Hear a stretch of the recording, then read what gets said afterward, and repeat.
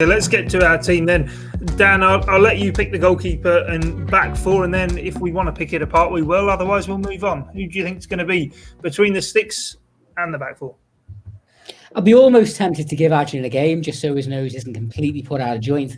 But bearing in mind that it looks like Alisson is still going to be missing for maybe another week or so, and Kelleher may need to play at Craven Cottage and possibly even against Tottenham a week on Wednesday. I think maybe for rhythm and consistency, maybe you have to keep Kelleher in goal. I'd agree by and large what the lads said. Nico Williams and Tsimikas at fullback. Reece Williams nailed on. He's played virtually every Champions League game so far, hasn't he? In this group stages. And I was half thinking, until I heard what the lads said, who, to be fair, are probably both better informed than I and what Jurgen Klopp's likely to do, I was almost tempted to think, do you throw Sepp Vandenberg in? Because obviously Liverpool, the only other option would be Fabinho or Matip.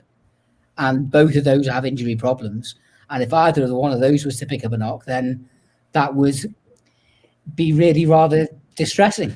But I can see where the lads are coming from. I can't see him putting out a complete set of kids. So maybe it's a case of Reece Williams plays the 90 and Matip and Fabinho have a half each.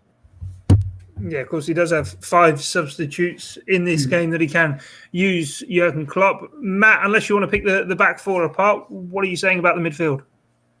Yeah, I mean, just on the back four, I definitely have Fabinho in there. I don't think Sepp Vandenberg is anywhere near ready at this moment in time. I think he will be a very good footballer, but I don't think he's quite ready. So, yeah, I'd be looking at certainly Fabinho at centre-back. Possibly you could do half and half with Matip, but I think there's probably enough time to the weekend, and it's Fulham. Obviously, Liverpool have got to turn up and treat it, as a big game. But I think Fabinho certainly can play in both of those. In midfield, I think Naby Keita has to play. He's obviously back fit now. It's an opportunity for him.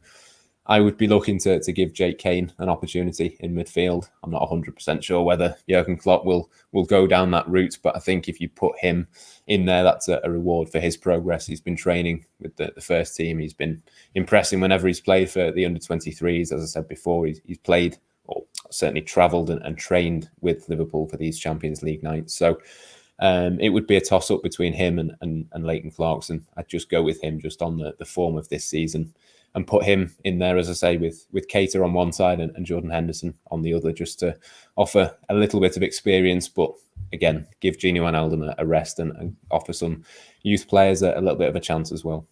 Yeah, we heard the impact that Henderson had away at Atalanta and that he has done throughout, certainly with the youngsters. So if Cain were to play, that would sort of seem to make sense. Gorsty then, unless, again, you want to pull that midfield apart, I'll come to you for the forward line.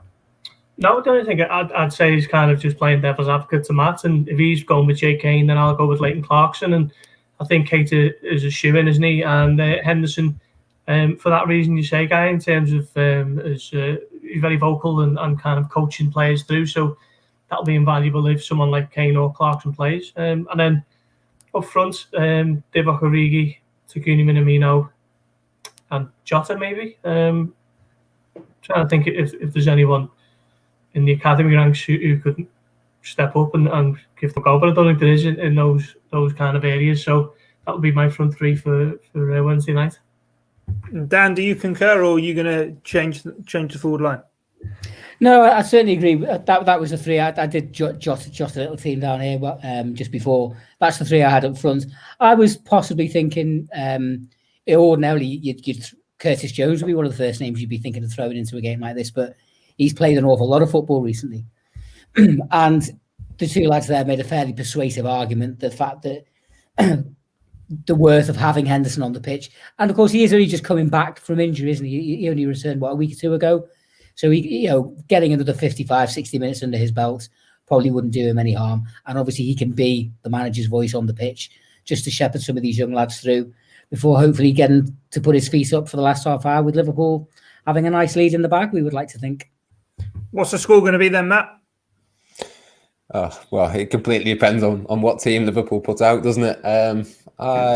Let's be positive. Let's go for Diogo Jota to fire Liverpool to a 2-1 win. Gorsty? Yeah, it's difficult without knowing how strong they're going to go for this one. So I might sit on the fence and say a 1-1 draw. And Dan? 4-2 Liverpool.